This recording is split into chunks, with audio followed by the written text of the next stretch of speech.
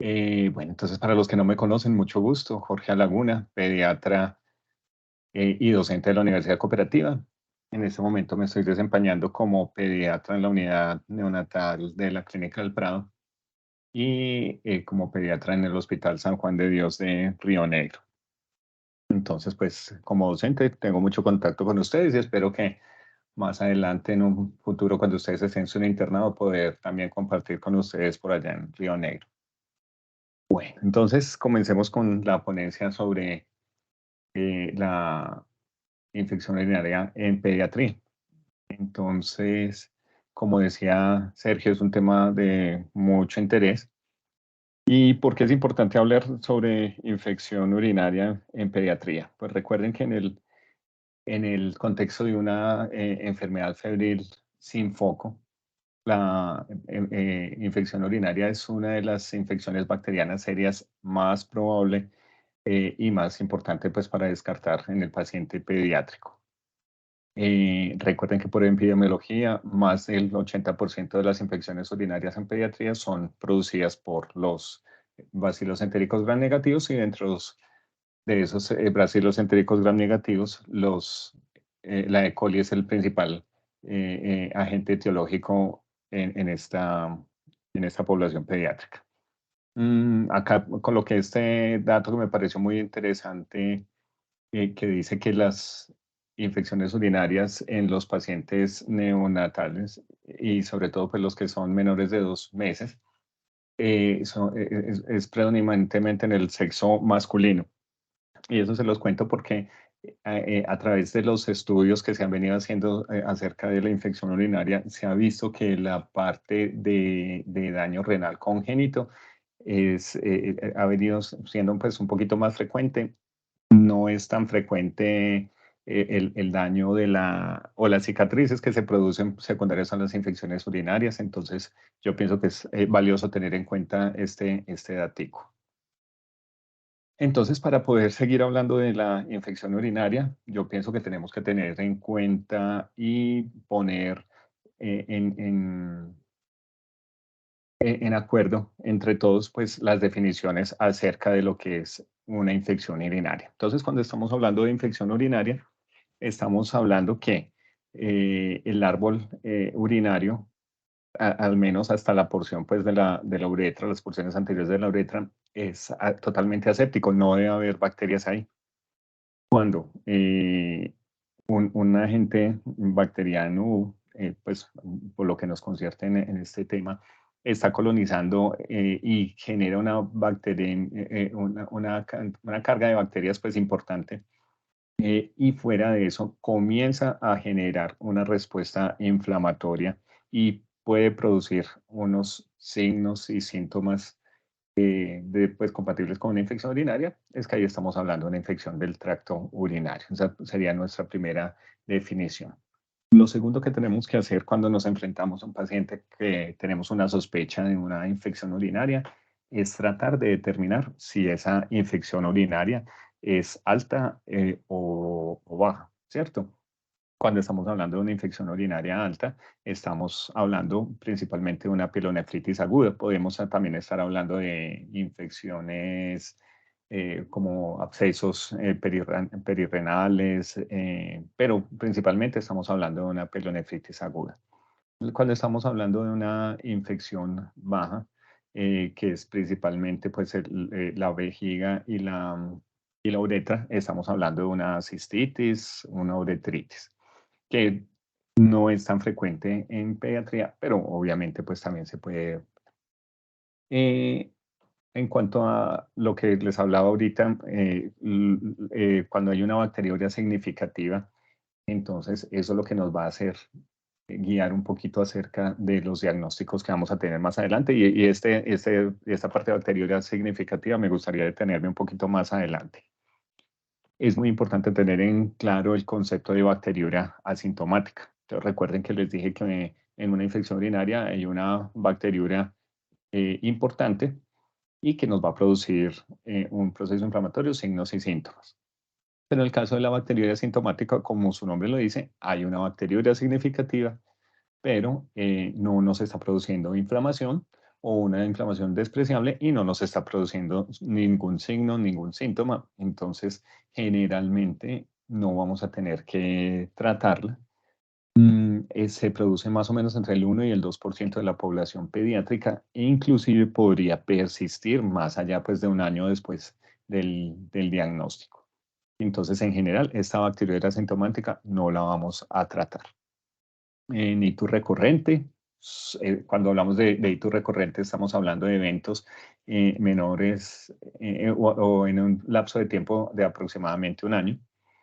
Y la infección urinaria atípica es una infección urinaria que se nos sale como de los estándares normales, ¿cierto? Entonces, cuando estamos hablando de infección urinaria atípica, estamos hablando que no está producida por una E. coli, está producida por cualquier otro germen. Estamos hablando que hay compromiso del estado general, entonces puede estar el paciente con un estado de sepsis, que de pronto la respuesta al tratamiento no sea la que estábamos esperando en un transcurso de aproximadamente 48 horas. Y que la tasa de filtración glomerular o que la función renal se esté comprometiendo. Entonces, en este caso estaríamos hablando de una infección urinaria atípica. Entonces, esto me quería detener un poquito en la definición de bacteriuria significativa. Entonces, la bacteriuria significativa va a depender de cómo estemos recolectando esa muestra de orina. Entonces, cuando estamos hablando de una muestra de orina recolectada por micción espontánea, tenemos que, lo ideal es que para diagnosticar una infección urinaria sean más de 100.000 unidades formadores de colones. Eso sería, pues, una bacteriuria significativa en ese caso. Cuando lo hacemos por un cateterismo vesical, pues cuando pasamos una sonda vesical, lo que esperamos es que sean más de 10.000 unidades formadores de colonia de un solo tipo de bacteria. Y en casos especiales que tenemos que hacer una punción suprapúbica, si tenemos cualquier recuento de colonias, porque recuerden que la idea es que sea aséptica la orina, si tenemos cualquier recuento de colonias, entonces estaríamos enfrentándonos a una bacteriuria significativa. También quería hacer un poquito de énfasis en cuanto a la definición de infección urinaria recurrente. Entonces, en el transcurso de un año, si tenemos 2 o más episodios de una infección urinaria alta o una pielonefritis, entonces tendríamos una infección urinaria eh, alta más una infección urinaria baja, estaríamos hablando de infección urinaria recurrente en el transcurso de un año. O que tenga 3 o más episodios de infección urinaria baja. Acá, bueno, es la infección urinaria típica, ya les había mencionado pues como los criterios, entonces les recuerdo si tenemos un microorganismo diferente a la E. coli, si tenemos síntomas como de compromiso sistémico, una sepsis, si hay alteraciones de la función glomerular, entonces estaríamos hablando de la infección urinaria típica. Bueno, y que haya una respuesta inadecuada dentro de las 48 horas después del tratamiento que suponemos adecuado. Entonces, el cuadro clínico va a ser dependiendo de varios factores. Un factor es si es infección urinaria alta o si es infección urinaria baja. Otro factor es la edad del paciente. Otro factor es el compromiso sistémico que tenga el paciente. Entonces, vean que en ocasiones pueden ser síntomas muy inespecíficos y eso se hace un poco más notorio cuando el paciente no es capaz de verbalizar o es un paciente de un menor de un año, ¿cierto? Entonces, ¿qué nos podemos encontrar en cuanto al cuadro clínico en infección urinaria? Entonces, puede haber síntomas compartidos, dolor abdominal, puede haber náuseas, vómito, fiebre, puede haber astenia, dinamia, puede haber cefalea, puede haber diarrea, inclusive cuando se infecta el árbol urinario puede irritar un poco el tracto gastrointestinal. Si tenemos los niños mayores, ellos nos pueden referir el dolor lumbar, característico pues de una pielonefritis. Si tenemos un niño menor de 2 años que no nos esté verbalizando, entonces podemos encontrarnos síntomas como que haya pérdida de peso o que no esté progresando el peso de una manera adecuada, que esté con síntomas neurológicos, que haya letargia, que haya somnolencia, que haya inapetencia. Y otra cosa que nos va a dar los síntomas es si infección urinaria alta o si es infección urinaria baja. Infección urinaria alta usualmente se produce con una fiebre mayor de 38 a 39 grados centígrados. En la infección urinaria baja puede haber fiebre, no es lo más frecuente, pero puede haber fiebre o lo que se conoce comúnmente como febrícula, temperatura entre 37.5 o 38 grados centígrados. Siempre que nos enfrentemos a una infección urinaria, siempre vamos a suponer el estado o la forma más grave de la enfermedad. Entonces tenemos síntomas inespecíficos, fiebre, el paciente es técnico, dinámico. Entonces vamos a suponer que el paciente está cursando con una pielonefritis y vamos entonces a enfocar los esfuerzos diagnósticos y el tratamiento como tal. Entonces acá un poquito de lo que habíamos hablado, ¿cierto? Entonces fiebre mayor a 39 grados, menores de 2 años, entonces tienen síntomas muy inespecíficos. Entonces cuando tengamos un paciente menor de 2 años, vamos a pensar que estamos enfrentados a una infección urinaria alta. Y en los niños mayores, pues a veces puede haber unos síntomas un poquito más específicos, sobre todo pues el dolor lumbar. Fiebre en la infección urinaria baja, perdón, entonces tendríamos fiebre menor de 39 grados o febrículas. Síntomas irritativos urinarios, si el paciente ya verbaliza, si se expresa, entonces nos puede decir que tiene disuria, que tiene polaquiuria, pujo, tenesmo vesical. Una cosa muy importante que hay que interrogar es acerca de la enuresis, ¿cierto? Si es el niño que ya controlaba esfínteres y se comenzó de pronto a orinar en la cama o orinar en cualquier momento, podríamos estar enfrentados a una infección urinaria. Y el dolor abdominal es muy frecuente también que se dé con episodios de cistitis. Entonces, el diagnóstico, tenemos 3 pilares fundamentales para el diagnóstico de la infección urinaria. Entonces, uno es el clínico, lo que estábamos hablando hace poco, los criterios de laboratorio y los criterios imagenológicos, que realmente, pues los criterios imagenológicos no son tanto para el episodio agudo de la infección urinaria, sino lo que nos van es ayudar a descartar que no haya alteraciones morfológicas en el árbol urinario, que no haya alteraciones o cicatrices secundarias a la infección urinaria y nos va a dar un pronóstico de lo que va a pasar con ese paciente pues en un futuro y sobre todo en caso de que haya episodios recurrentes de infección urinaria.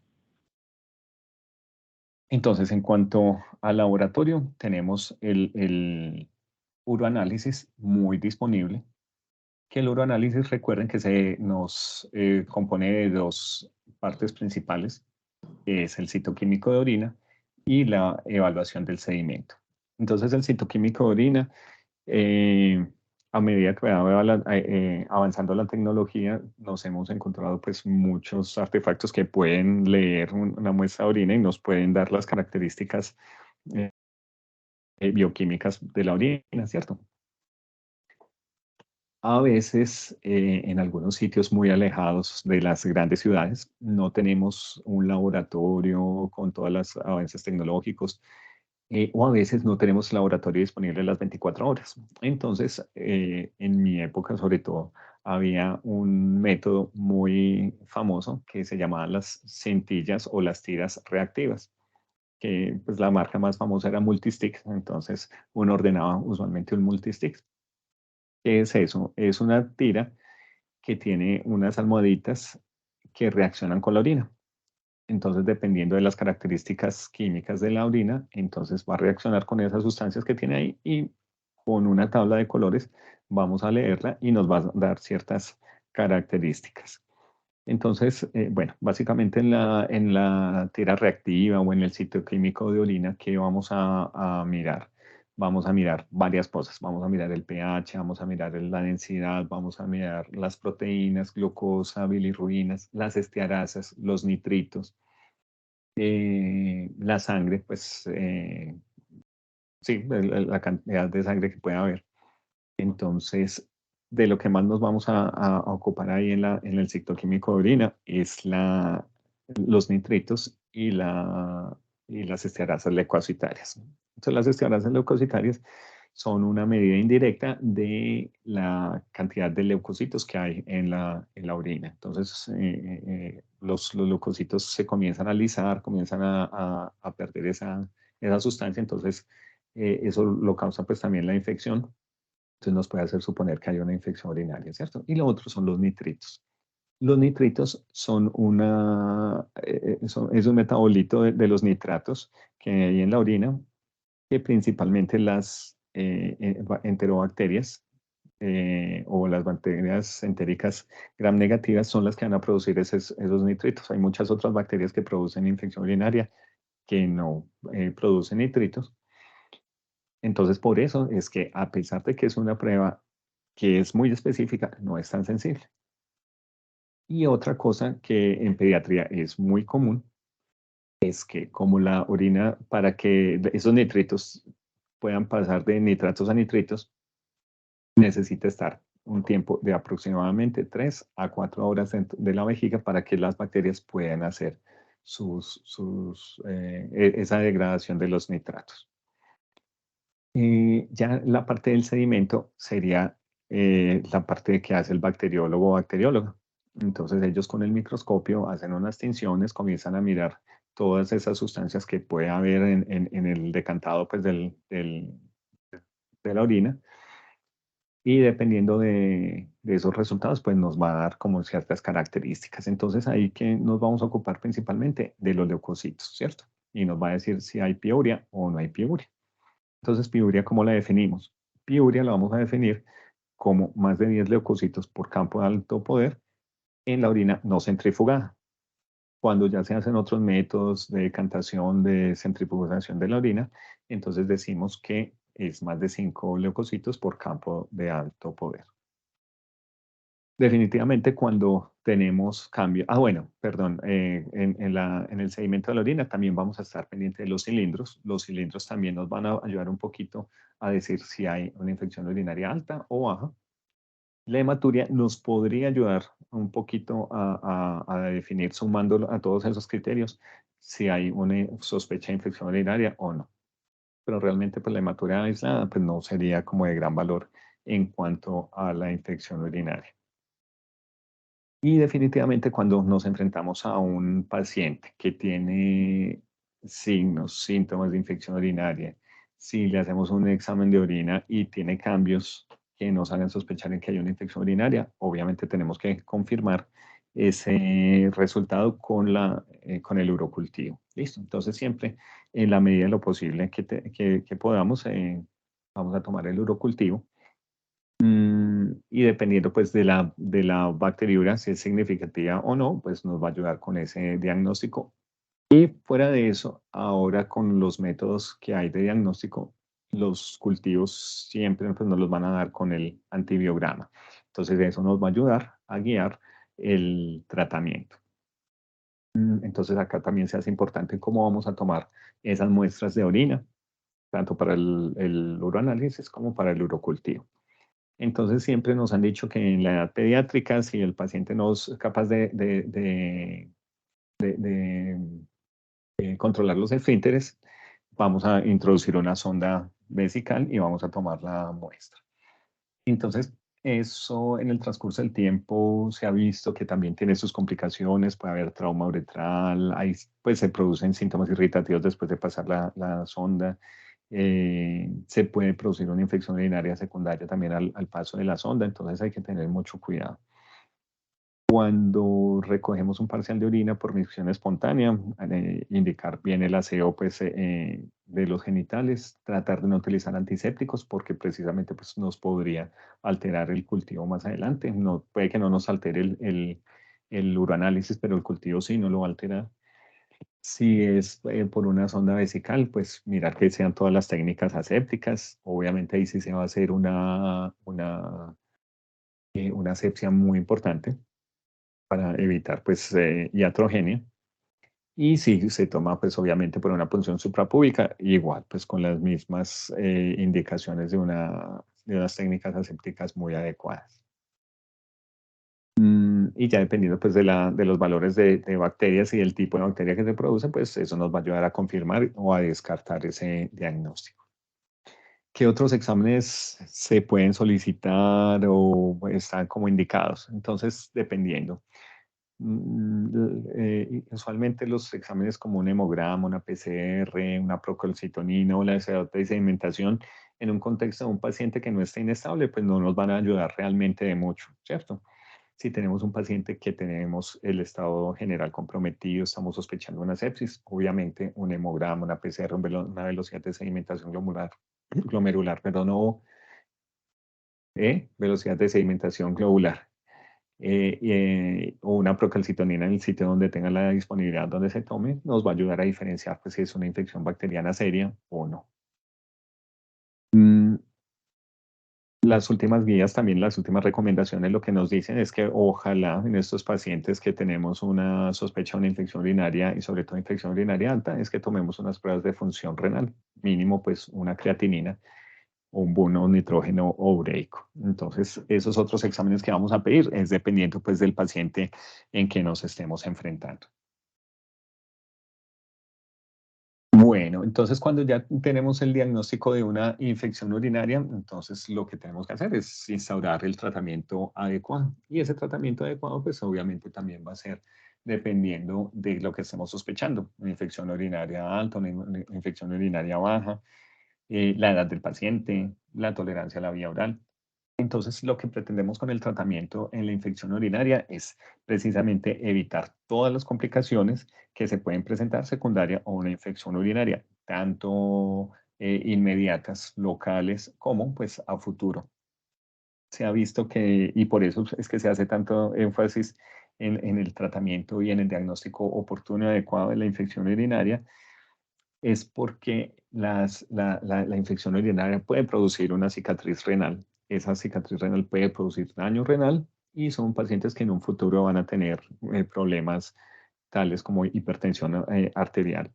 Entonces la idea es evitar, tratar de minimizar todo ese riesgo con un diagnóstico, un tratamiento oportuno. Recordemos que en lo que hablábamos, el árbol urinario es aséptico, entonces riñones, uréteres, vejiga no debe tener nada de bacterias, pero la parte final tiene bacterias y la uretra tiene bacterias y puede, con un tratamiento antibiótico que no sea el adecuado, podemos cambiar toda esa microbiota, ¿cierto? Entonces recuerden que la microbiota cumple muchas funciones importantes dentro del cuerpo. Dentro de esas funciones está defender contra otros patógenos. Entonces, si utilizamos antibióticos de una manera indiscriminada, eliminamos esa microbiota, estamos favoreciendo para que los patógenos puedan producir una infección urinaria. Fuera de eso, cuando utilizamos un tratamiento, un antibiótico de una forma indiscriminada, estamos induciendo la resistencia al tratamiento. Entonces, dentro de esas consideraciones que tenemos para iniciar el tratamiento es si el paciente ha recibido antibiótico en las últimas semanas, tan siquiera en unas 6 semanas antes, si el paciente ha sido hospitalizado. Cuando el paciente ha sido hospitalizado los últimos 90 días, tiene mucho más riesgo de hacer ciertos tipos de infecciones nosocomiales, dentro de esas las infecciones urinarias, y cuando ha sido hospitalizado, tiene mucho más riesgo de estar enfrentado a patógenos resistentes. Y para tener pues, una consideración también muy especial para iniciar el tratamiento es que tengamos en cuenta cuál es la flora local de nuestra ciudad, de nuestra comunidad, de nuestro hospital, para saber cómo vamos a actuar. Y otra cosa muy importante en el tratamiento de la infección urinaria en el paciente pediátrico es que no necesitamos un urocultivo de control. Para depurar esa bacteriuria, normalmente pueden pasar pues, entre 1 o 2 semanas. Entonces, lo más importante es que el paciente no tenga signos y síntomas, que haya mejorado, como vamos a ver ahorita más adelante. Entonces, cuando vamos a empezar el tratamiento para una infección urinaria, usualmente pues vamos a empezar un tratamiento empírico, porque entonces lo que hemos hablado, tomamos un urocultivo y ese urocultivo se nos va a demorar de 48 a 72 horas el resultado. Entonces, para que tratemos de evitar esas complicaciones, sobre todo esas cicatrices renales, la idea es que empecemos el tratamiento antibiótico adecuado y oportuno dentro de las primeras 48 horas después de haber hecho el diagnóstico. Si tenemos una infección urinaria baja o tenemos un paciente con una sospecha pues, de una bacteriuria que tiene pues, indicación de tratamiento, por ejemplo, los pacientes que vamos a comenzar a pedir una intervención en las vías urinarias o que se le va a pedir una cistourethografía, entonces vamos a empezar tratamiento oral. Dentro de los principales medicamentos para iniciar el tratamiento oral van a ser las cefalosporinas de primera generación, sobre todo pues la cefalexina. Hay otros medicamentos que se utilizaron pues, como de manera rutinaria, como el ácido nalidíxico, que es una quinolona de primera generación, pero pues que en ese momento está desabastecida y que realmente se ha visto que la tasa de resistencia pues es un poco alta. Entonces todavía las cefalosporinas, por el espectro que tienen, pues se utilizan para el tratamiento de una infección urinaria baja. Cuando ya estamos hablando de una infección urinaria a nivel del tracto urinario alto, cuando tenemos una infección urinaria complicada, entonces necesitamos un antibiótico usualmente parenteral. ¿Listo? Es un paciente que no vamos a tratar en la casa, es un paciente que vamos a dejar en el ámbito hospitalario, que vamos a comenzar un tratamiento. Y vean que por eso es muy importante lo que les digo, conocer la flora, conocer qué es lo que está produciendo la infección urinaria y vean lo que les dije al comienzo, hasta el 80% los bacilos entéricos gram negativos y dentro de esos la E. coli. Entonces, usualmente pues la E. coli es muy sensible a los aminoglicosidos, entonces una muy buena opción es la amicacina o la gentamicina. Muchas personas temen y una de las sugerencias de las guías es tener en cuenta con la nefro y la ototoxicidad. Entonces, por eso, en parte es que la recomendación que les decía ahorita en cuanto a cuando tenemos un diagnóstico de infección urinaria es de pronto tomar unas pruebas de función renal, pues para de pronto no ir a dañar más un riñón que esté tocado. Bueno, otras alternativas que tenemos dentro del tratamiento inicial, las cefalosporinas de tercera generación, el principal exponente es la ceftriaxona, tiene una buena penetración, no va a dañar el riñón, es de un amplio espectro. Está dentro de esas primeras líneas de tratamiento, la piperacilina tazobactam. A veces dicen que cefalosporinas de primera generación más un aminoglicosio nos puede ayudar un poco. Pero lo que es piperacilina tazobactam o medicamentos como el Astronam, hay que tratar de reservarlos porque son medicamentos todavía muy buenos contra las pseudomonas. Entonces, si los utilizamos de una manera indiscriminada, de pronto podemos causar resistencia contra las pseudomonas y cuando ya los necesitemos no nos van a servir. El tiempo del tratamiento va a ser dependiendo de lo que vayamos a tratar, ¿cierto? Cada vez estamos tratando de que en cuanto a tratamiento antibiótico, entre menos se dé, mucho mejor, precisamente para evitar dañar la microbiota y para evitar generar resistencia. Entonces, normalmente cuando nos enfrentamos a una pielonefritis, estamos hablando de un tratamiento de 7 a 10 días. Y el total del tratamiento de una infección urinaria baja sería más o menos de 3 a 5 días. Y definitivamente, ese es el tratamiento que vamos a empezar de una forma empírica. Pero lo ideal es que tengamos ese antibiograma y ya con el antibiograma vamos a definir bien qué tratamiento es el que vamos a seguir. Yo quiero mirar acá. Bueno, acá pues no les puse como las dosis de los antibióticos, pero inicialmente en una infección urinaria baja, tenemos la infección urinaria baja, la sospecha, vamos a utilizar cefalexina, más o menos entre 50 y 100 miligramos por kilo al día. Dividido en unas 3, 4 dosis al día, de 3 a 5 días.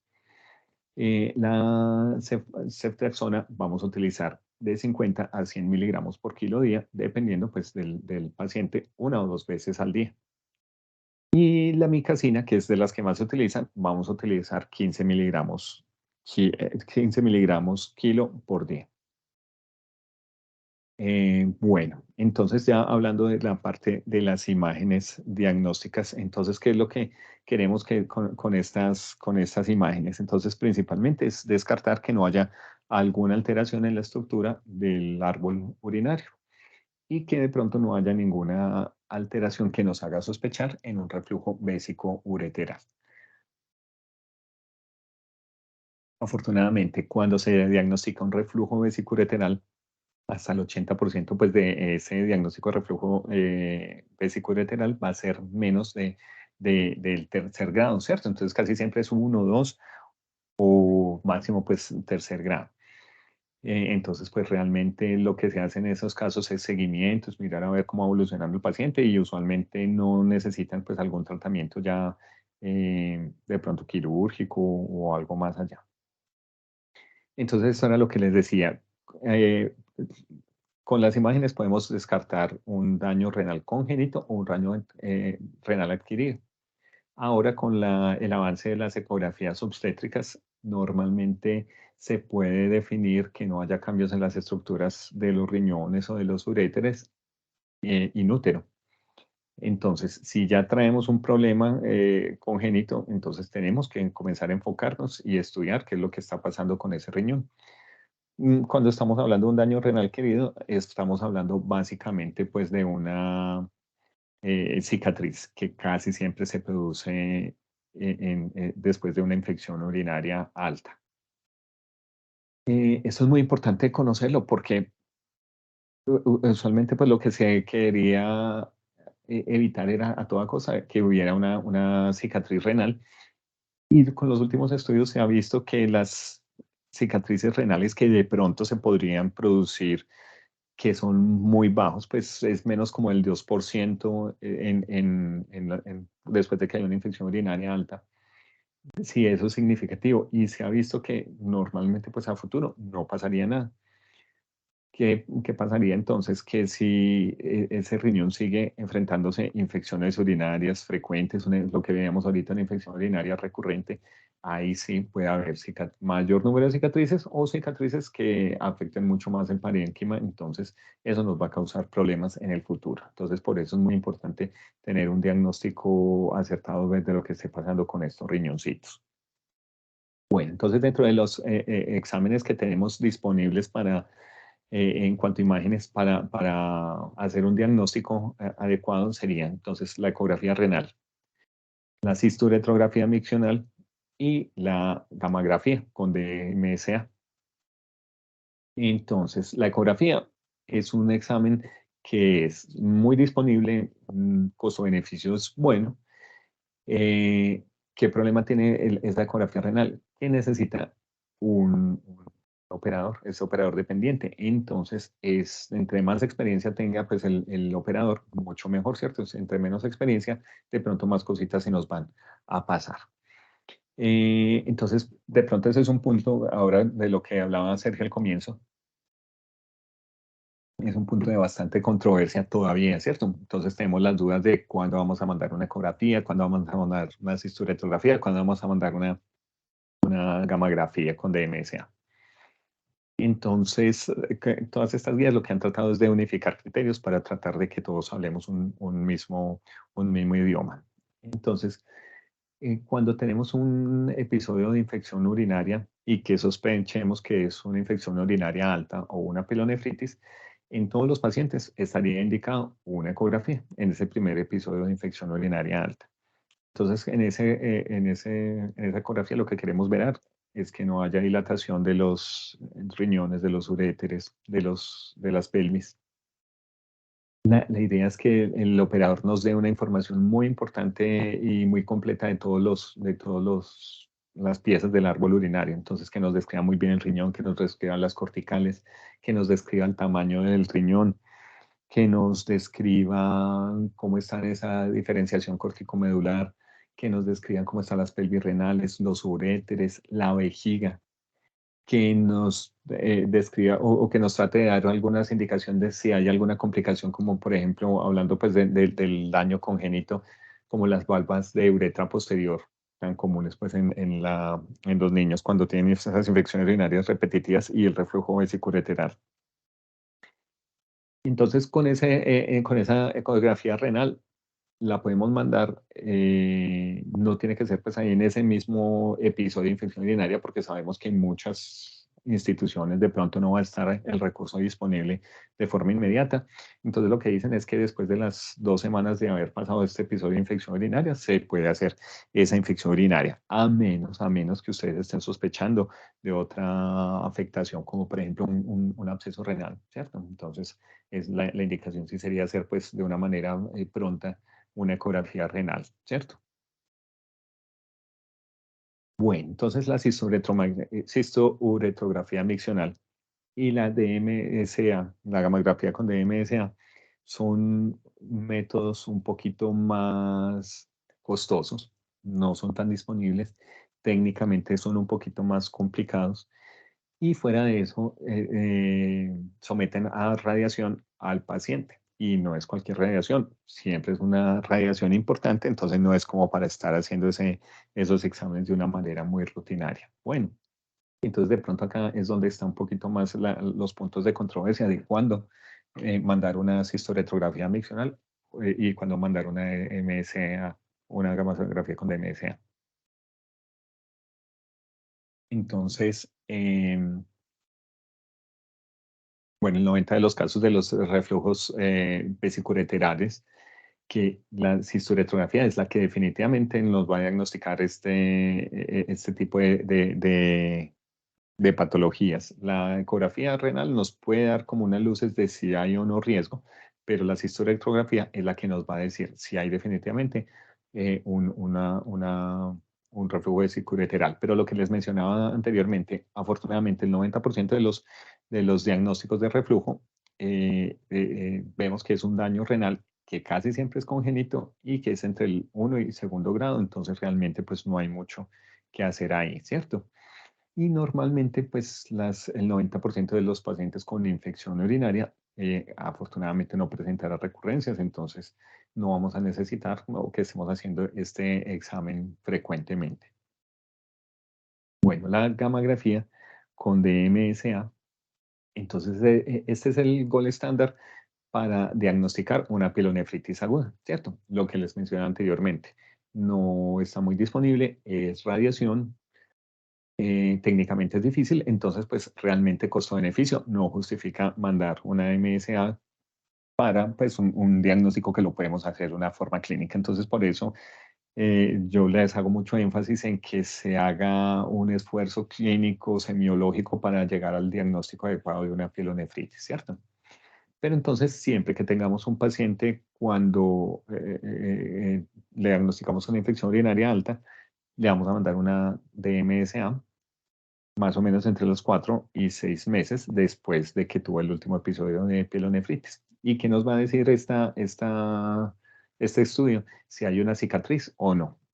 Entonces, cuando se hace este estudio, se pone este medio de contraste en un riñón sano, el contraste comienza a captarse de una forma adecuada. Cuando hay cicatrices, hay unas zonas que no nos va a captar el contraste, entonces eso es lo que se va a ver en la gamografía. Acá les decía, pues no se recomienda realizarlo para confirmar la pielonefritis, es básicamente pues por el riesgo-beneficio que hay, ¿cierto? Bueno, entonces, ¿cuándo vamos a mandar estos tratamientos? O los esfuerzos que tratamos de hacer con estas guías también es encaminar en cuanto a cómo vamos a hacer esos flujogramas o algoritmos para que nos ayuden pues, a mirar cómo vamos a enfocar ese paciente. Entonces, cuando tenemos el paciente con signos, síntomas, el uroanálisis compatible, tenemos el urocultivo que nos dice que tuvo una infección urinaria y ustedes sospecharon que era una infección urinaria alta. Recuerden lo que le dijimos, primer episodio febril de infección urinaria alta, complicada, vamos a pedir una ecografía renal. Si ese paciente no tiene ninguna alteración si ese paciente no tiene ninguna alteración en la ecografía renal, lo que se hace es un seguimiento y ya. Si el paciente tiene alguna alteración, lo que mencionamos, en la cortical, las pelvis, en los uréteres, en la vejiga, Lo ideal sería hacer una cisturetrografía miccional. Recuerden que esa cisturetrografía es un método radiológico que necesita introducir contraste a través de la uretra para que nos dibuje todo el árbol urinario. Entonces vean que es un poquito complicadito y para manipular la vía urinaria necesitamos que esté completamente aséptica. Entonces esa es una de las indicaciones de hacer un urocultivo de control. ¿Listo? Si ese urocultivo de control está negativo, hacemos la cisturetrografía y miramos a ver cómo está todo. Si está todo bien, no hay ningún problema, en 4 a 6 meses hacemos una DMSA. Eso, hablando en el primer episodio de infección urinaria. El problema es cuando comienza este muchacho a recurrir, muchacha, ¿cierto? Comienza a recurrir en las infecciones urinarias. Entonces, cuando comienza a recurrir en las infecciones urinarias, ya tenemos que tener ciertas consideraciones. Entonces, lo primero que consideramos es si es menor de 1 año o no. Si este niño tiene infecciones urinarias a repetición en el menor de 1 año, lo que hacemos es la ecografía, la cisturetrografía y hacemos la DMSA, siempre, lo que hablábamos ahorita. Si tenemos un niño mayor de 1 año con con unas infecciones urinarias recurrentes, lo que hacemos es hacer la ecografía, obviamente. Si en esa ecografía no hay nada, hacemos la DMSA, la gammagrafía de MSA y ya dependiendo pues del resultado miramos a ver cómo vamos a seguir. Si justifica hacer una cisturetrografía o si no, hacemos la cisturetrografía. Entonces, bueno, eso nos va a ayudar también si hay algún cambio, si hay alguna alteración en definir la necesidad de si ese paciente lo vamos a manejar con una profilaxis antibiótica o no, ¿cierto? Entonces, si tenemos este paciente que es menor de 1 año, tiene una infección urinaria típica, tiene ecografía de las vías urinarias alteradas, mientras hacemos el estudio, vamos a dejar profilaxis antibiótica. Si tenemos un menor de 1 año, tiene antecedentes de infección urinaria febril, complicada, y tenemos un reflujo vesicoureteral de cualquier grado, vamos a comenzar antibiótico profiláctico. En el mayor de 1 año que tiene antecedentes de la infección urinaria febril, reflujo vesicoureteral grado 4 o 5, vamos a empezar siempre la profilaxis antibiótico. Niños que tengan disfunción vesicointestinal y tengan reflujo vesicoureteral, dejamos profilaxis. Y la infección urinaria recurrente en un niño que no encontremos ninguna alteración en el árbol urinario, le vamos a dejar. Entonces, ¿a qué niños vamos a dejar en tratamiento seguimiento por nefrología? Todos los pacientes menores de 2 meses que tengan una infección urinaria febril o afebril. Y eso es muy importante que lo tengamos en cuenta un menor de 2 meses o en la edad neonatal por la falta de estudios, por el riesgo que tiene de bacteremia, perdón, secundaria a bacteriuria.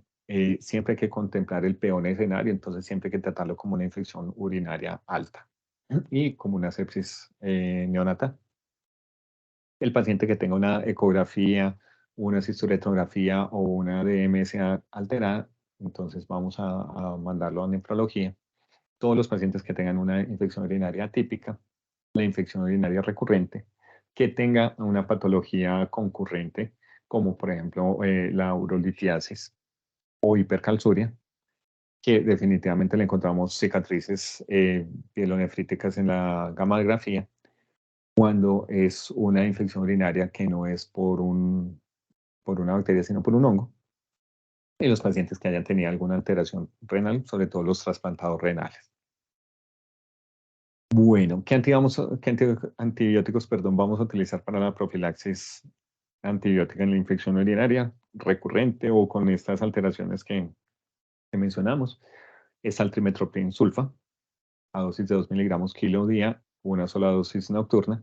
La nitrofurantoína, que recuerden que es un antiséptico urinario, que lo que pasa al torrente sanguíneo es muy poco. Hay estudios que dicen que se pueden utilizar después de los 2 meses, pero la recomendación es que sea después de los 24 meses, dosis de 2 miligramos kilo día. Y la cefalexina en dosis de 30 miligramos kilo día o cefadroxilo 15 miligramos kilo día.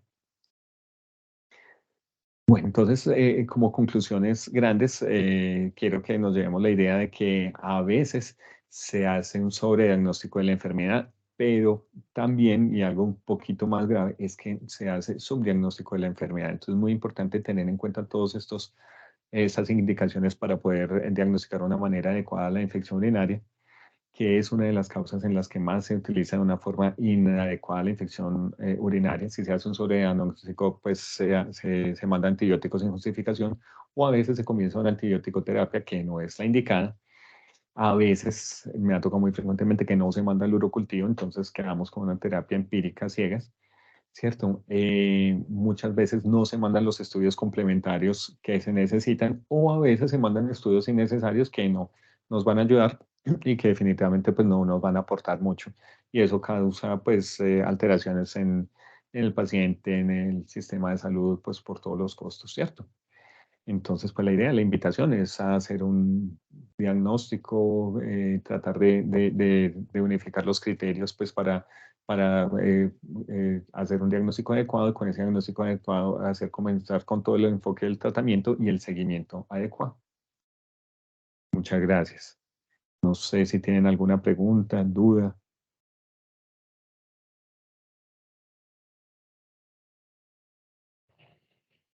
Eh, Profe, pues doctor, primero que todo, muchas gracias por la parte de la exposición. Fue demasiado enriquecedora.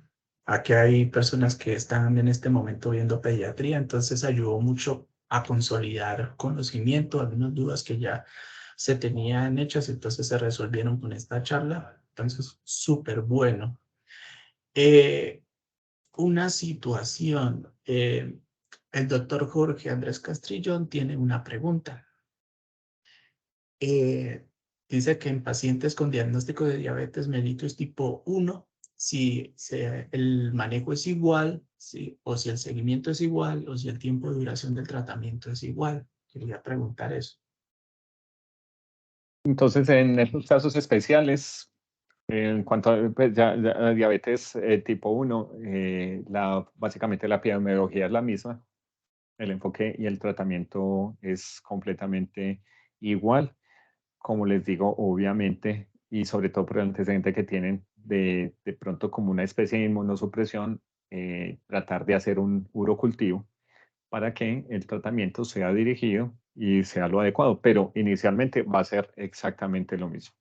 Obviamente con estos pacientes, por la diabetes, la sospecha pues, de que haya una afectación renal, hay que tener mucho cuidado. De pronto, ahí en ese punto, si no tenemos una función renal reciente o tenemos una función renal alterada, mi sugerencia sería empezar de una vez con una cefalosporina de tercera, una ceftriaxona.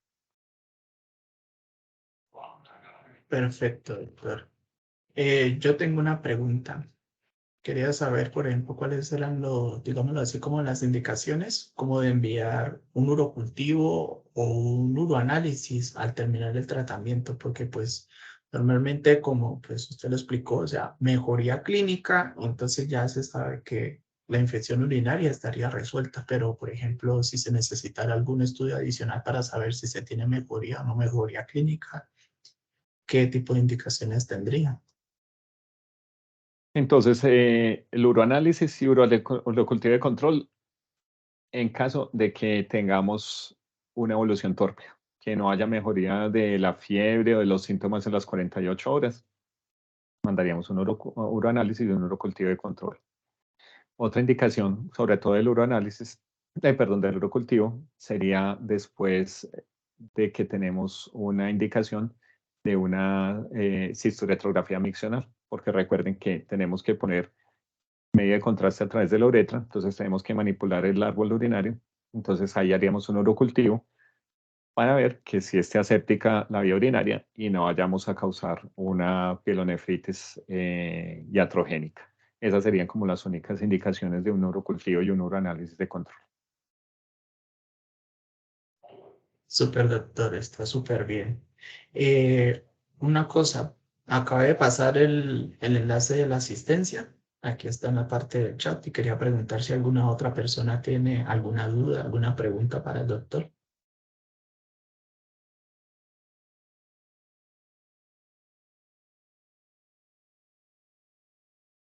Listo, entonces parece que no, pues no hay duda. Entonces, primero que todo, pues muchas gracias. Quería agradecerle por este espacio, por este conocimiento que nos transmitió. Entonces, súper importante. Quería agradecerle por todo, doctor. Con mucho gusto, muchas gracias a ustedes por la invitación. Muy rico que tengan esos espacios, ojalá los sigan aprovechando.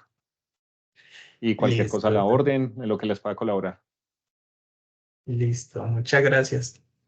Pasado mañana, jueves, tenemos crisis asmáticas con la doctora Lina Ortiz. Entonces, el doctor también está cordialmente invitado. Entonces, Muchas ahí está gracias. para que lo tengamos en cuenta. Listo. Entonces, damos por terminada esta Perfecto. sesión. Muchas gracias. Que les vaya muy bien y que tengan una muy buena noche.